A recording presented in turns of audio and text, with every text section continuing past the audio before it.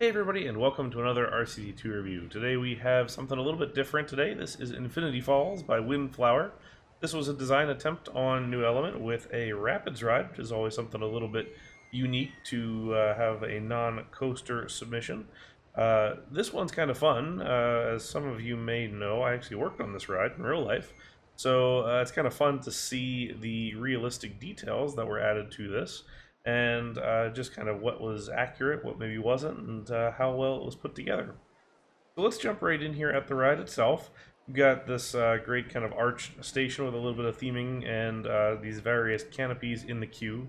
This whole thing is built at kind of a small scale, so it's kind of like a miniature version of the real thing. Maybe needs to get scaled up by like maybe 2x, but it's kind of neat to see it in this kind of cute little miniature scale. We start out with this little drop out and around past the flamingo habitat. We go through this little portal here with the waterfall. There's a little bit of a fast rapid section here. The real one of these was built by Intamin and Barr Engineering, who did the aquatic design. So we come around here to the mid lift, our first little lift hill section here. This paved area is evacuation in case it stops on the mid lift here.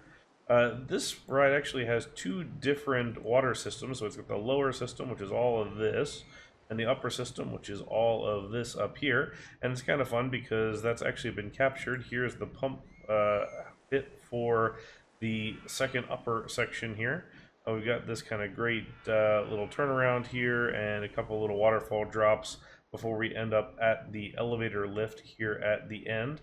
Even has the on-ride photo section right there, although the real one is on the drop itself. Could be security cameras perhaps. This is even a little remote operator stance. We've got visual coverage for the whole thing. One of my favorite bits of this ride in real life is this section here paralleling the service road that has these kind of like humps in the middle of it that make it almost feel like a roller coaster, which is kind of neat. But with the elevator lift, we come up to our big drop, a little steeper here than it is in real life, but drops down, and then we have a great little bit of detail here with the run out here underneath of the bridge, and then continuing over to the final lift that goes up and into the station for our final bit. The pumps for this section are located right here, so a little bit of rapid shown in there. But there's a lot of other little details as we continue on. So if we start out here on the main pathway, we get our gift shop, which is fairly correct, a good shape there, and then this little canopy, covered canopy right here. There's a second one that's probably diagonal sitting here, but with this scale I can kind of understand that maybe was not something that could be fit in. Over here is a retaining pond or retention pond that all the water or the majority of water from the ride goes to when the pumps are off, and then it can be brought back more quickly than if we're filling it up from the potable water source. This is also the electrical room in the back here with some of the pumps, so got our ride electrical room and everything as well. Got our nice little icon tower here that Intamin did, and a little evacuation staircase all the way up. Here in the kind of middle of the whole thing, we got our little signage here as you come across the bridge. There's a couple of water cannons here in real life, and then we come to Expedition Grill here, Expedition Cafe. Actually, no, this one was Waterway Grill. Expedition Cafe is in Antarctica. But this is Waterway Grill here, so inside this there's actually a go-kart that I think is funny, just called Grill. But there is a restaurant in here. Some of the year there's a Hallow Scream haunted house right here as well. This is the old Clydesdale bar and hamlet that has various animal functions now and also services the back of house for the flamingos. Here is the maintenance area for Infinity Falls itself, and here's the davit arm that would bring the boats from here over. The real thing actually goes between the flamingo exhibit and the restaurant here and kind of fits over onto the side.